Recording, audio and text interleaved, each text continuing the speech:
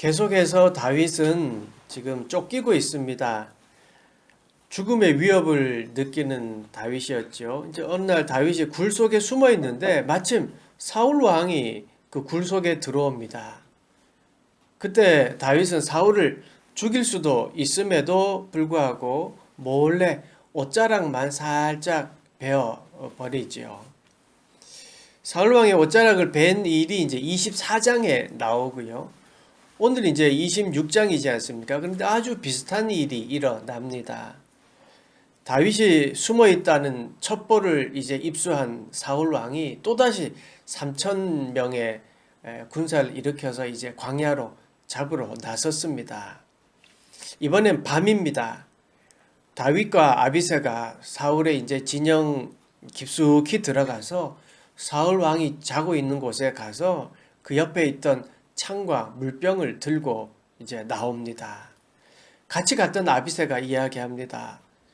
이게 하나님이 주신 기회다. 이때 사울 왕을 죽여버리자라고 합니다.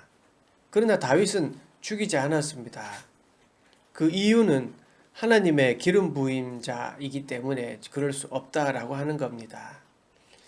이렇게 다윗은 자신을 죽이려고 하는 사울을 2번이나 살려 주었습니다. 악을 선으로 갚았다라는 거 이럴 때 이야기하는 걸까요? 어찌 보면 바보 같은 행동이지요. 어찌 보면 절호의 기회를 2번이나 놓쳤다고 할 수 있지 않겠습니까? 여러분, 누군가가 나를 죽이려고 한다고 생각해 보십시오. 한번 상상해 보면 잠을 편히 잘 수 있겠습니까? 그런데 그 죽이려고 하는 자가 무방비 상태에서 지금 내 앞에 있습니다. 그러면 여러분 어떻게 할 것 같습니까? 나의 가장 큰 고민의 근원이 내 앞에 있어요. 그리고 그것을 내가 지금 해결할 수 있어요. 그 근원을 없애면 고민도 없어지고 해결이 될 텐데 그것도 2번이나 기회가 생겼는데 다윗은 그렇게 하지 않았어요. 그 이유는 딱 한 가지였습니다. 오늘 이제 말씀을 같이 볼 텐데 그 몇 절의 말씀을 이제 읽어 드릴 텐데 한번 생각해 보십시오. 그게 뭔지. 먼저 사무엘상 24장 6절입니다. 자기 사람에게 이르되 내가 손을 들어 여호와의 기름 부음을 받은 내 주를 치는 것은 여호와께서 금하시는 것이니 그는 여호와의 기름 부음 받은 자가 됨이니라 하고, 그리고 9절 보십시오. 다윗이 아비새에게 이르되 죽이지 말라. 누구든지 손을 들어 여호와의 기름 부음 받는 자를 치면 죄가 없겠느냐 하고, 그리고 가장 중요한 구절 오늘 본문 23절 24절입니다. 여호와께서 사람에게 그의 공의와 신실을 따라 갚으시리니 이는 여호와께서 오늘 왕을 내 손에 넘기셨으되 나는 손을 들어 여호와의 기름 받는 자를 자치기를 원하지 아니하였음이니이다. 오늘 왕의 생명을 내가 중히 여긴 것 같이 내 생명을 여호와께서 중히 여기셔서 모든 환난에서 나를 구하여 내시기를 바라나이다 하니라. 자, 23장 24장 23절 24절에 보면 주도권이 지금 다윗 자신에게 있다고 생각합니까? 하나님께 있다고 생각합니까? 여호와께서 사람에게 그의 공의와 신실을 따라 갚으신다. 나의 생명을 여호와께서 중히 여기신다. 이게 주도권이 어디에 있는 겁니까? 하나님께 두고 있습니다. 다윗은 확고한 믿음이 있었습니다. 그것은 그가 말한 대로 하나님이 각 사람에게 그 공의와 진실에 따라 갚아주신다는 그 믿음이었습니다. 그리고 다윗 자신이 왕의 생명을 귀중히 여기는 것과 같이 주님께서도 다윗 자신의 생명을 귀하게 여기신다고 하는 확신이었습니다. 다윗은요, 하나님에 대한 그 확고한 믿음이 굉장히 강했습니다. 그리고 모든 결정의 마지막은 하나님이었습니다. 다윗은 사울을 죽일 수 있는 그런 절호의 찬스, 절호의 기회에도 2번이나 주어진 기회였지만 그때에 판단하게 하는 것은 하나님이었습니다. 야, 이거 하나님이 주신 나에게 주신 기회다라고 그냥 죽여버린 게 아니었어요. 그 상황에서도 하나님을 생각했어요. 하나님이 사울 왕을 세웠다. 하나님이 하신 일이다. 그리고 하나님이 그의 공의와 진실에 따라서 판단해 주실 것이다. 하나님이 생명을 나를 소중하게 여기신다. 하나님이 중심이었습니다. 이런 모습 여러분 쉽지는 않은 모습이긴 해요. 그런데 쉽지 않은 모습이지만 다윗은 했어요. 다윗이 여러분 특별해서 그렇게 했겠습니까? 다윗이 아주 태어날 때부터 아주 그냥 홀리라고 적혀 있어서 그렇게 원수를 사랑할 수 있었을까요? 아니에요. 다윗도 똑같이 고생하는 삶을 살았고요. 나중에는 욕심을 내 가지고 아주 큰 죄도 지었던 사람이고요. 그런 사람이었습니다. 우리와 다른 차원의 사람이 아니었습니다. 굳이 차이가 있다면 바로 이 한 가지였어요. 하나님을 중심에 둔 삶이었다는 거예요. 최종 결정에 있어서 하나님이 있었다는 것, 요게 조금 다른 것 뿐이었지요. 그 진리를 꽉 하나님을 꽉 붙잡고 있는 그 마음, 그 믿음, 그게 다윗을 위대한 사람으로 만들었던 것이지요.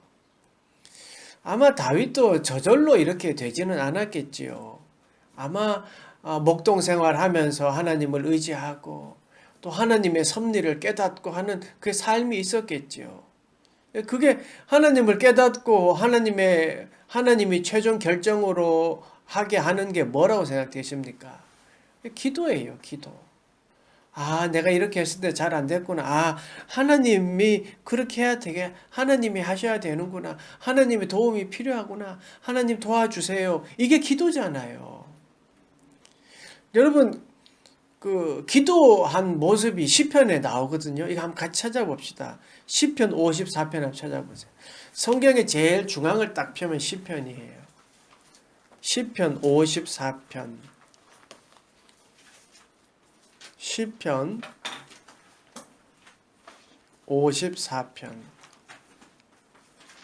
여기에 보면 시편 54편을 딱 펴면 소개하는 부분이 나오잖아요. 다윗의 마스길, 이 마스길이라는 거 교훈이라는 뜻이에요.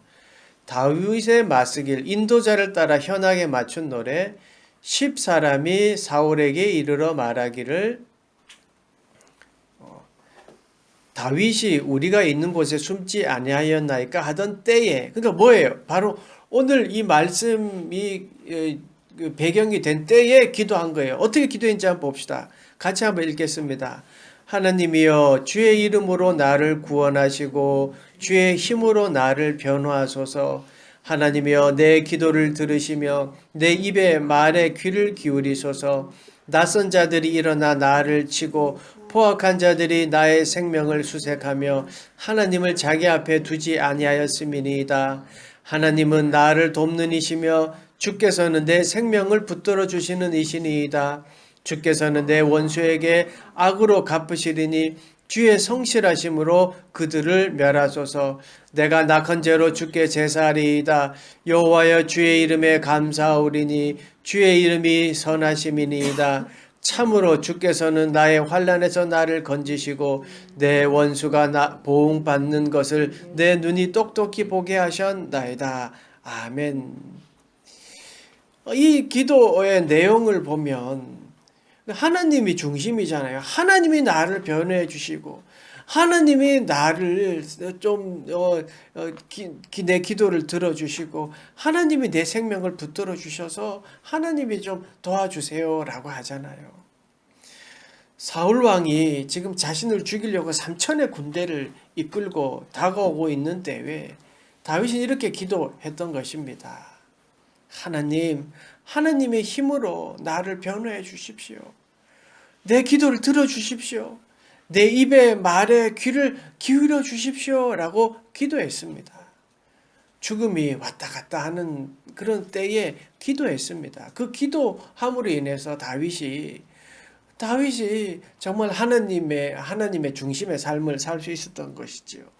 이렇게 기도가 바로 하나님의 마음을 알게 했고요. 그래서 하나님을 더 깊이 확신하고 믿게 되었던 것이지요. 그래서 다윗은 중요한 결정의 최종 단계에는 하나님을 두었던 것입니다.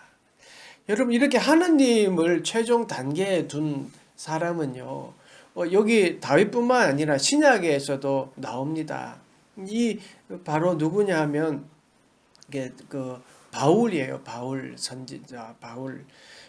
고린도에 보내는 바울의 편지에서도 이런 믿음의 모습이 나와요. 고린도후서 4장 8절에 보면 이렇게 말합니다. 우리가 사방으로 우겨싸움을 당하여도 쌓이지 아니하며 답답한 일을 당하여도 낙심하지 아니하며.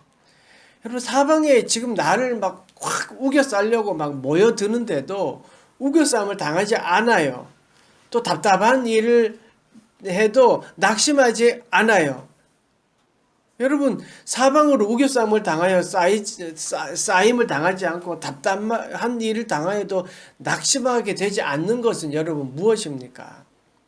여러분, 돈이 많으면 사람들이 나를 막 우겨싸움을 당하려고 와도 난 돈 많으니까 당당할 것 같습니까? 아니면 내가 믿는 권력이 있는 사람을 믿고 있으면 낙심한 일을 당해도 낙심하지 않을 것 같습니까? 그게 아닙니다. 여러분, 사람들이 나를 우겨싸움을 당하려고 막 모함을 하고 해도 당당할 수 있고, 그리고 낙심한 일을 당해도 당당할 수 있는 것은 무엇입니까? 하나님입니다. 하나님이 나를 사랑하고 있고 하나님이 나를 지켜주신다고 믿으면 그 우겨싸움을 당해도 우겨싸움을 당하지 않는 거예요. 바울은 그 앞절에서 그 이유를 이렇게 말해요. 고린도후서 4장 7절에 보면 우리가 이 보배를 질그릇에 가졌으니 이는 심히 큰 능력은 하나님께 있고 우리에게 있지 아니함을 알게 하려 함이라. 그래요. 큰 능력이 하나님께 있다을 알게 아니까 우겨싸움을 당해도 쌓이지 않는 거예요. 그리고 낙심하지 않게 되는 거예요. 심히 큰 능력은 하나님께 있다는 겁니다. 내가 아는 것이 아니라 하나님의 능력에 있음을 알기에 낙심하지 않는 겁니다. 우겨싸움을 당해도 쌓이지 않는 거예요. 왜냐하면 하나님께 모든 것이 있고 하나님의 섭리를 알기 때문입니다. 곤경에 빠뜨리기 위해 많은 사람들이 다가오지만 곤경에 빠뜨리지 못합니다. 얄팍한 속임수는 하나님 앞에 드러나게 되어 있습니다. 절대로 하나님의 사람을 이길 수 없습니다. 여러분, 속임수가 통하는 것 같고 조금 그 사람들이 잘 되는 것 같죠? 아닙니다. 결코 그렇지 않습니다. 결국은 거짓은 드러나게 되어 있고 진리가 이깁니다. 그러니 여러분, 진리로 살아가는 겁니다. 진리신 하나님을 믿고 그 말씀대로 살아가는 거예요. 그러면 결국은 승리하게 되어 있습니다. 다윗은 그것을 알았습니다. 그래서 고백합니다. 오늘 본문 23절 24절 여호와께서 사람에게 그의 공의와 신실을 따라 갚으시리니 이는 여호와께서 오늘 왕을 내 손에 넘기셨으되 나는 손을 들어 여호와의 기름 부음 받은 자가 치기를 원하지 아니하였음이니이다. 그의 공의와 진실을 따라 갚으신다는 것을 다윗은 믿었습니다. 그리고 24절 오늘 왕의 생명을 내가 중히 여긴 것 같이 내 생명을 여호와께서 중히 여기셔서 모든 환난에서 나를 구하여 내시기를 바라나이다 하니라. 내 생명을 여호와께서 중히 여기신다는 것을 믿었습니다. 그래서 내 생명을 중히 여기시는 하나님이 나를 결국 환난에서 이끌어내신다고 믿고 그는 살았습니다. 그래서 조금 나에게 유익이 된다고 해서 사울왕을 죽이는 그런 일을 범하지 않았어요. 다윗은 하나님이 각 사람에게 공의와 진실로 갚아주신다는 그 진리를 믿었습니다. 하나님이 공의와 신실의 하나님이라는 것을 고백했습니다. 공의와 진리의 하나님이 모든 것을 알고 계시기 때문에 결국 공의와 신실하게 판단하신다는 사실을 믿었습니다. 그래서 그는 당당할 수 있었습니다. 그래서 인간의 생각에 기회라고 여겨지는 그런 상황이었지만 모든 것을 공의의 하나님께서 하신다는 것을 믿었기에 하나님께 맡겼습니다. 여러분, 그냥 조그마한 어떤 유익들, 조그마한 나에게 어떤 유익이 되는 일들이 막 하나님의 뜻이라고 이렇게 좀 막 경고망동하는 것이 아니라 그럴 때일수록 오히려 하나님께 더 기도하는 거예요. 아, 이게 하나님의 뜻이 맞습니까? 결국 하나님이 공의로 판단하시고 진리로 판단하실 텐데 이게 하나님의 뜻에 맞습니까? 라고 기도하는 모습, 이게 믿음의 사람입니다. 나에게 조금 유익한 일이 생겼다고 해서 막 이게 하나님의 뜻이다 막 감사헌금하고 막 이 사람 저 사람에게 하나님이 이루셨다고 막 간증하고 다니고 이게 아니라 아, 공의의 하나님 앞에 맞는 일인가? 하나님이 하신 일인가? 한 번 더 기도하는 모습, 이게 우리에게 필요한 것이지요.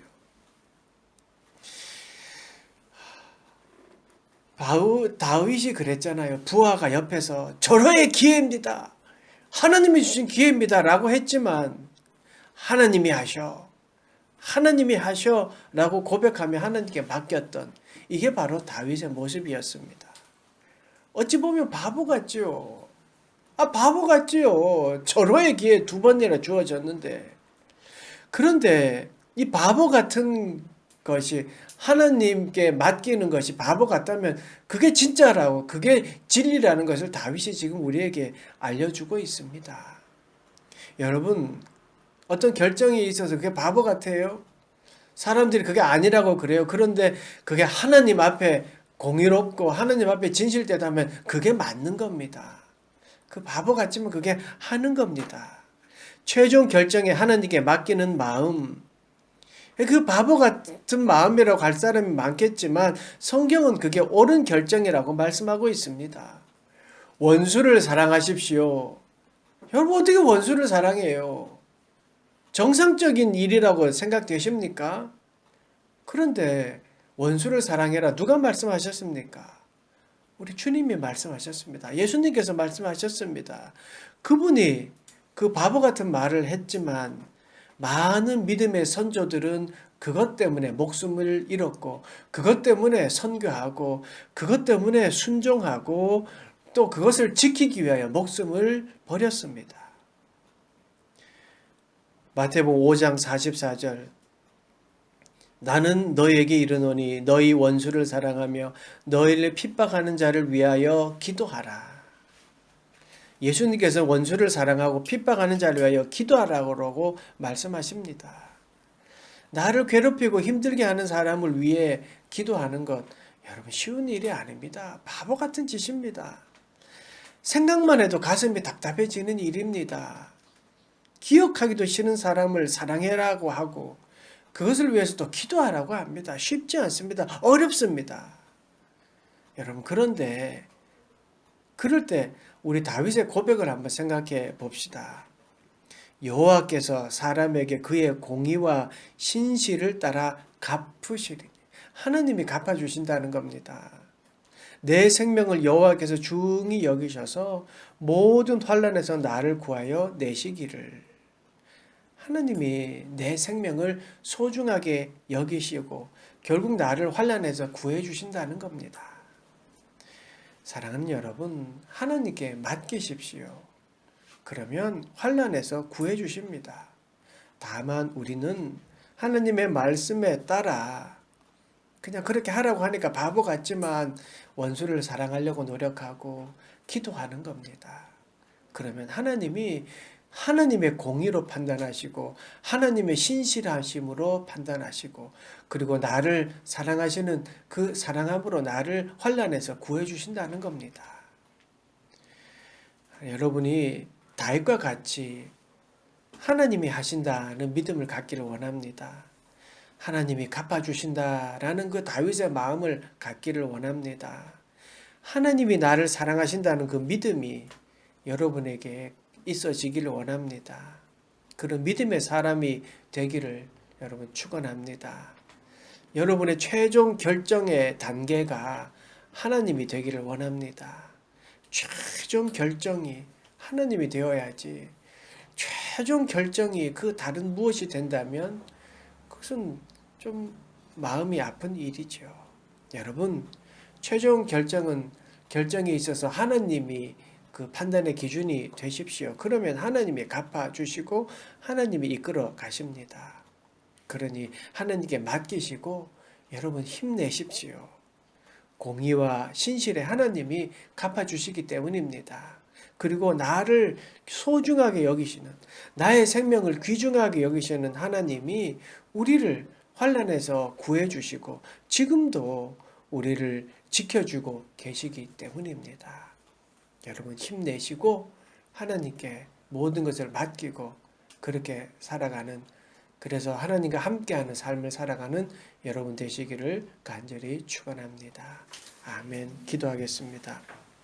하나님, 우리의 삶 가운데 늘 함께하여 주셔서 하나님이 공의와 신실하심으로 판단하신다는 것을 믿고 또 우리를 그 무엇보다도 소중하게 여기신다는 것을 알고 하나님 최종 결정에 하나님을 두고 결정하는 우리 모두가 되도록 축복하여 주시옵소서. 그렇게 했을 때 다윗에게 그 모든 환난에서 구해 주셨듯이 우리도 환난에서 구해 주시며 또한 선한 길로 인도해 주셔서 정말 좋은 길로 우리를 인도하시고 영광의 길로 인도해 주실 줄로 믿습니다.